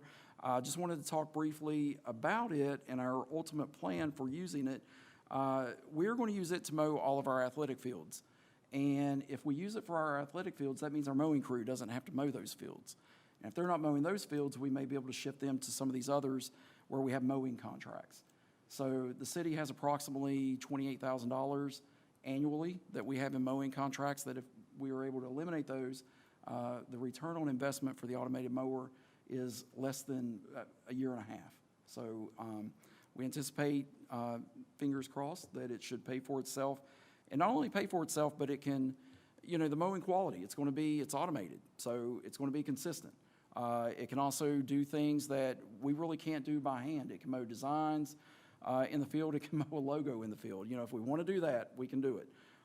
But I just expect it to increase quality and be more efficient and cost less in the long term. So that's just one example of how we want to move forward with automation. When and where we can, automation can save money, and it can improve quality. Economic development, I mentioned Aronzi. I'd just like to thank staff for all of their work on administering the city's grant portfolio and working on economic development and supporting our existing businesses. I just think Aronzi is a good example of creating incentives and working with the state, managing those, and getting projects in place that can help businesses and create jobs.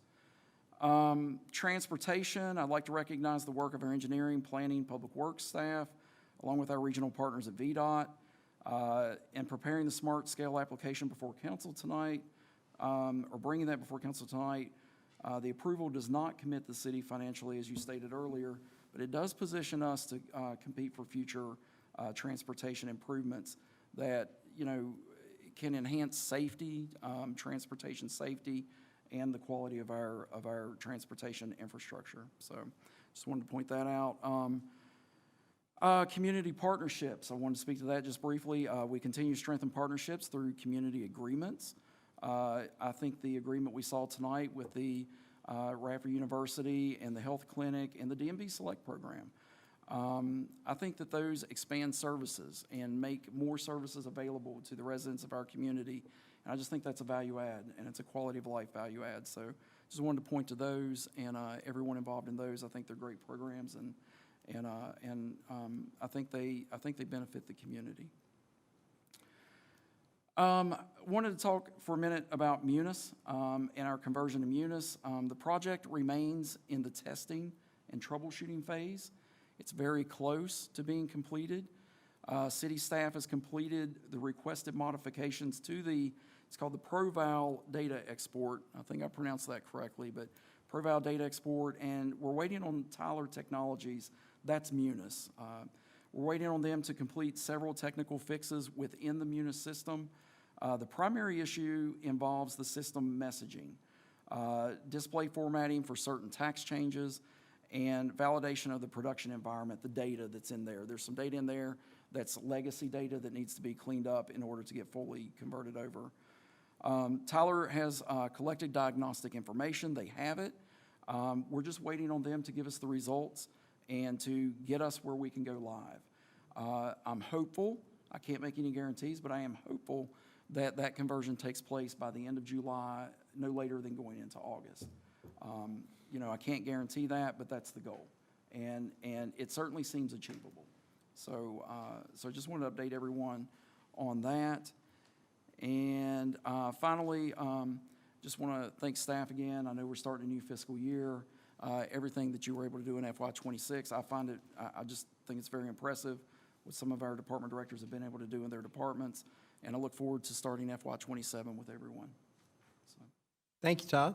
And I did want to come back to a couple of things that you said with the noticeable progress. I think that's significant for us to consider. You know, one of the reasons that we've had some challenges is we've had to choose to finance some of our bills with Appalachian Electric Power to be able to keep cash flow preserved. That's one of the real issues for the city, is making sure that we keep cash on hand. And by doing that, that's been a way we've been able to maintain that cash flow. At one point, we were as high as 6 bills that were being financed, and it's down to 2. We would prefer 0, always. But that is demonstrable progress in about a year and a little bit of change. And I think that needs to be commended significantly. So we did want to continue to point that out. And as far as the savings go that we've talked about with the employee reductions, that has all been through attrition. I don't think we have laid anybody off for this. We haven't reduced salaries. You know, there was a lot of commentary with that was going to need to be done. But I think that's an important piece to bring out as well, that so many people on our staff have stepped up to take on additional responsibilities, to find more efficient ways to do things, and to continue to offer the greatest service to our community for the resources that we have available. That's stressful too, and we do appreciate that, and we want to say thank you so much to all the employees. The other piece I just have to point out before we get away from this is our finance department. What a great job Trish and her team have done. I mean, it was a Herculean task to reimagine what we needed to do to get it back in line and to make sure we were moving in the right direction. The discussions with the APA, the work we're doing with Brown Edwards, all of those elements I think are so important. And you come down to this to say significant progress has been made for Radford's challenges. And I wanted to thank you for bringing those things forward. I'll have more later in the meeting, but I just wanted to highlight that as part of what you were saying. Kelly, what do you have for us this evening?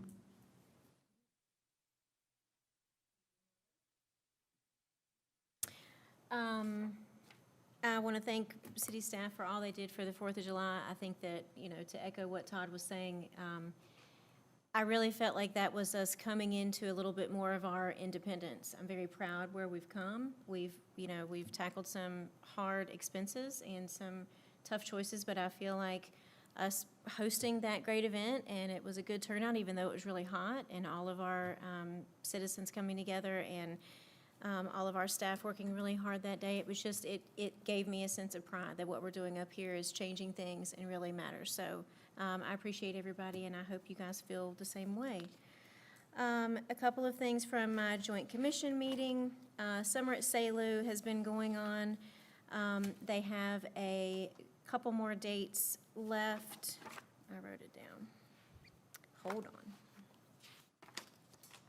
7:25 from 9 to 5, and then 8-7 from 11 to 2 is open to the public, so you can paint, you can picnic, you can hike and fish and float and meditate, or whatever you would like to do. It's a great space that's available for our community to go and use on those dates and times, so I encourage you to go do that. We are still working through the 5-year strategic plan and giving recommendations and looking at that, so that's something that I feel like will help the city and the university. Community impact report is something else that we're working on that will be coming our way that I'll share with you more as it comes about. Community Fest is something that is coming up next month that we're very excited about. It's on the 22nd. I think we have 23 vendors available left, or no, is there 110 available and there's 23 left? Correct. Okay, sorry. I was writing notes furiously as I was so excited wanting to listen. 7 food trucks. We have a new logo mentioning our heart, which is very, very cool, heart and hands. There is a website if you would like to volunteer. This event happens because of volunteers. It's usually about 100, so if you'd like to volunteer, please go to the website or the Facebook page. And the city website also, I think, has a link to it as well. congratulate Radford University on their second year at winning the Adventure College. So that's really great for them. Really good tourism thing for us. So, we're living where the adventure is, and that brings a lot of highlight to our community. So I think that was great. Enrollment is looking flat, so that's also good. What else do we have? We talked about the mobile health clinic, which we've looked at. Thank you very much for everything you guys are doing there. That sounds like a really great opportunity for everyone involved. National Trails Day went well. It surprised me that there was 74% community members there, so that was a really great thing that our local community went out and celebrated, so that was really good for us. Eric Plummer, who is the chief at RU, has written 3 books. If you'd like to read about his accomplishments, there's called Crisis Through the Door, Crisis at the Top, and then a new one called Crisis in the Shadows. So if you'd like to pick up a summer read that's by a local artist, you could do that. And I think that's about it. Other than that, yeah, thank you to, Sarah at the Chamber of Commerce said that they have a new website. They've got a new member database, so that's great for all of our businesses around. I run the audit department for National Bank, so I know how difficult it is sending out the request list, but I'm also on the back end of having to turn in things. And so I can't imagine the laundry list of things that you guys have gotten and weeded through and the nitpicky seemingly questions that come out of those things. So I really do commend you guys for getting both of those done. I know that 28 recommendations seems like a lot just out of 7 areas. But I want to stress that those are all good ideas for us, that we don't have to implement them all. They're just good tools for us to, be able to look at things from a different perspective. So I'm proud that we're getting that information and we can add it to our already, Six Sigma-ing and looking at all the departments, and kudos to the department managers for stepping up and looking at things differently and accomplishing more with less. I think that's great. So I think all in all, it'll be good, even though it sounds terrible right now, that number that he said. I wouldn't take it that way, anyone, citizens or city employees. They're all good recommendations that we can definitely improve on. So I'm just proud of everything that we're doing and moving forward. Thank you, Kelly. Jesse, what do you have? I attended an amphitheater meeting, and we are so very close. We have the renderings now, and we're just kind of deciding the details, like where the bathrooms and food trucks are going to be. So we are very, very close to seeing a very nice amphitheater in Radford on the water, and I want to thank our partners at RU for making that a reality for us. I had a Department of Social Services meeting, a CPMT meeting, and a slight tragic mishap at my house that I want to thank the community for helping me overcome. I was on vacation and 2 of my dogs got out. Actually, I only have 2 dogs, and both of them ran away.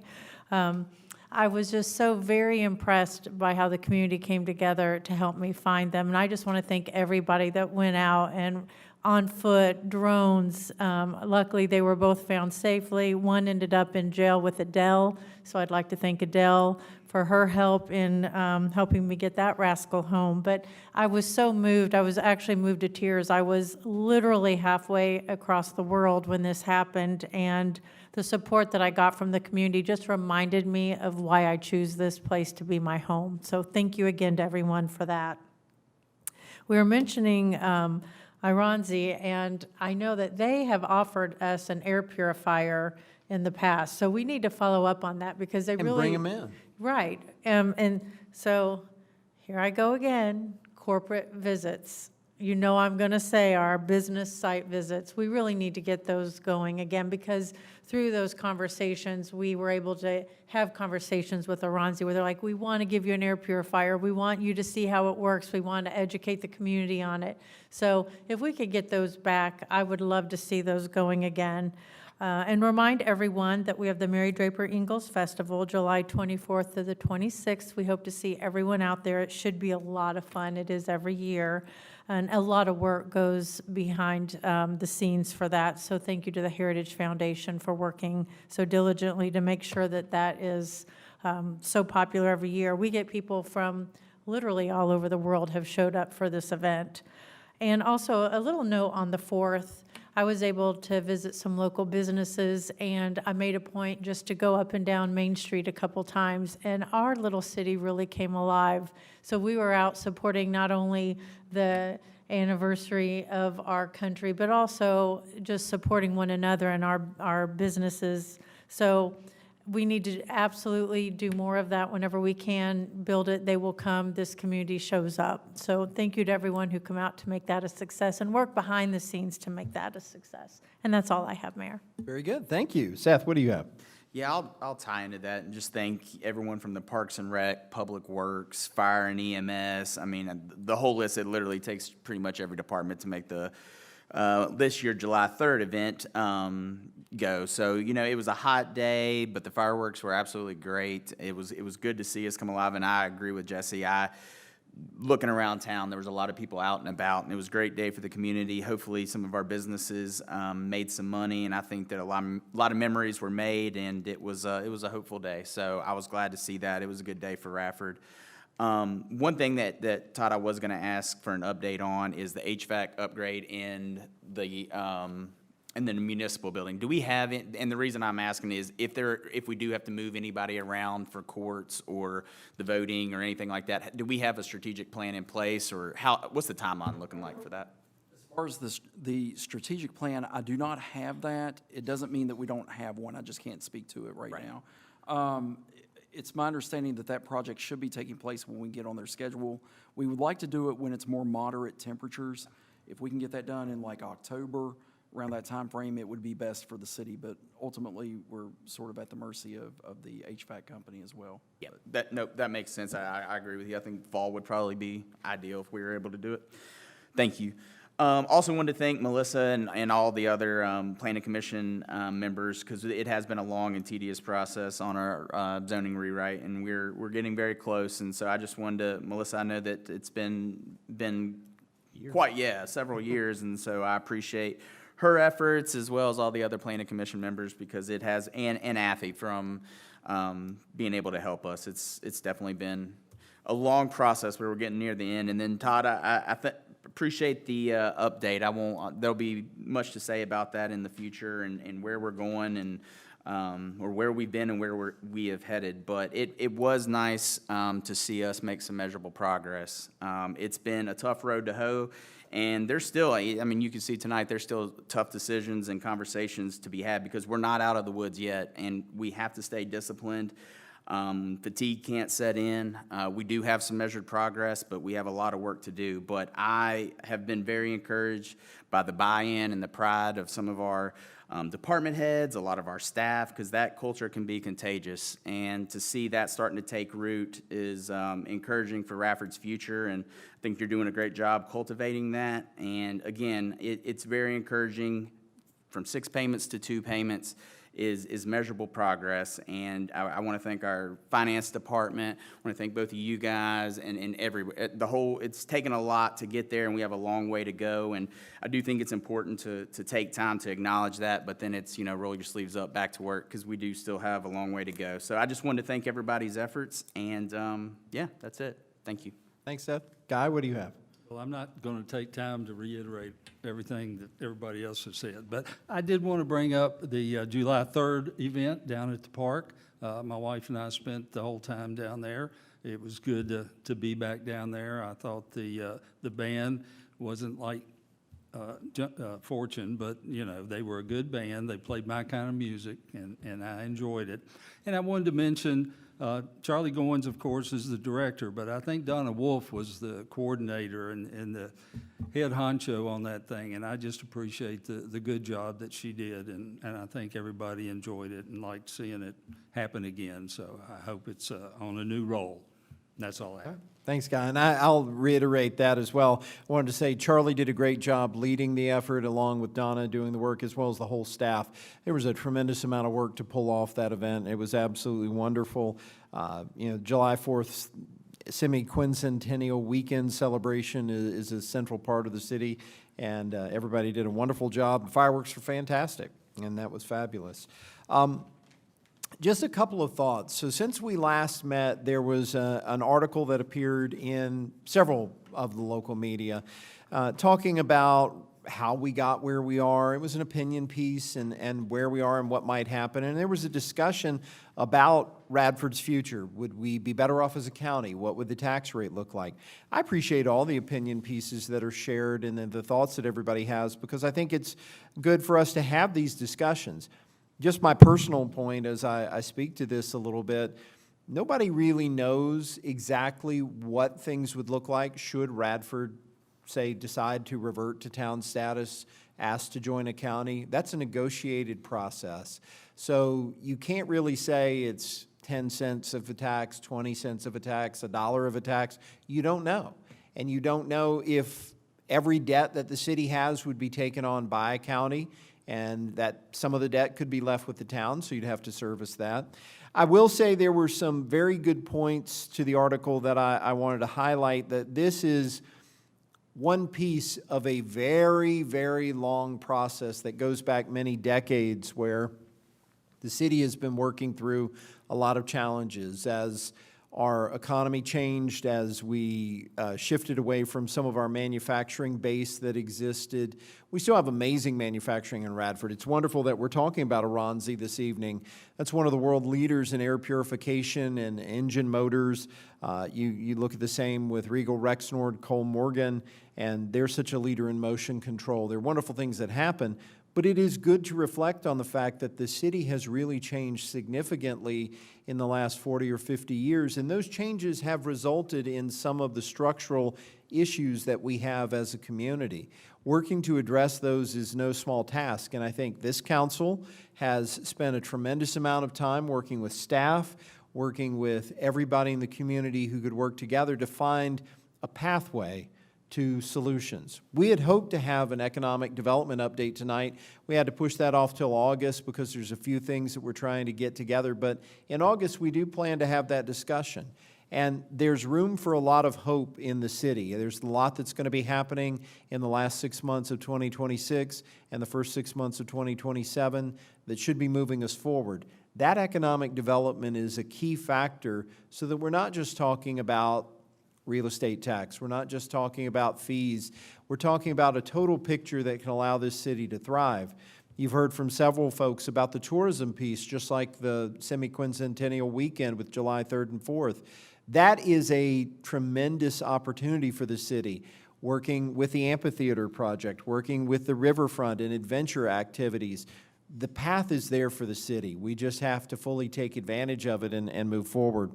I want to say so much progress has been made with the Munis update, and we're really appreciative of Todd and our entire IT team, very appreciative of our treasurer for all the work that she's done with that. That has been a major issue for the city for at least 15 years and more like decades, and I think that's a huge issue that once that is completed, that is moving quite a big mountain. Now, we're not done yet. We're almost there, and we'll have an announcement for you when that is complete and an update. Joy is doing a great job in the Treasurer's office, and we thank you for that. Kelsey, you're doing a fantastic job in the Commissioner of Revenue's office. There's so much about taxation that we have to try to understand as a locality, and it's really important that we up here on council get good information so that we can make the best possible decision. And it's not as simple as, well, what should the rate be? There's a whole lot of factors that come into play about how you collect it and what that does to a business or an individual. And so I think that's a big part of where we are. I wanted to explain my vote a little bit tonight on the 1% referendum. I feel like Radford has got so many moving parts, we're just not ready to move forward with that referendum. Now, it has passed, and council has approved it, and this is just David speaking to you in the community. But I think it is important that we look at ourselves holistically and really examine what taxes are we charging and why, are we getting to our fiscal sustainability, and what are our liabilities and how do we work on that. All of that has to be pulled together because those are all dollars that impact all of us, and I recognize that. I want to say this progress we've made is incredibly important, but I want to look at the cost of that progress too. For the city employees who stepped up and done extra work, oftentimes for no additional pay, or worked really hard to reimagine their areas to do more with less, That is a tremendous burden, and we are so thankful for you for doing that. The ball has not been dropped in this community with all of those efficiencies that have been found, and we're so appreciative that people have stepped up to do that. I do think that the citizens of this city are to be commended for their support. The taxes, the fees, it's so difficult, but it's what gets us in a position to be stronger. The issue is the options that are there if we don't do those things are so much worse and could be so much more expensive, and what we lose is so much more expensive than the trying to find the savings where we can. So everybody's working really hard, and the good news is positive things are happening. We do have much more to say as we move forward, and we will continue to talk about the wonderful things going on in Radford. We do need to go into a closed session tonight to discuss some things, so we're going to take a pause to do that. And Seth, if you will take us into closed session, then we'll be back after a quick discussion and go from there. I'd like to make a motion to convene a closed meeting for discussion or consideration of the investment of public funds where competition or bargaining is involved, where if made public initially, the financial interests of the governmental unit would be adversely affected, specifically to discuss electric standby service tariff, contract for appraisal services, and solid waste services, Virginia Code 2.2-3711A6, discussion, consideration, or interviews of prospective candidates for employment, assignment, appointment, promotion, performance, demotion, salaries, disciplining, or resignation of specific public officers, appointees, or employees of any public body, an evaluation of performance of departments, specifically to discuss city manager's evaluation, Virginia Code 2.2-3711A1. All right, we have a motion. Do we have a second? Second? We have a motion and a second. Any discussion? All in favor, please respond by saying aye. Aye. All right, any opposed? Well, we got to go into closed session. If you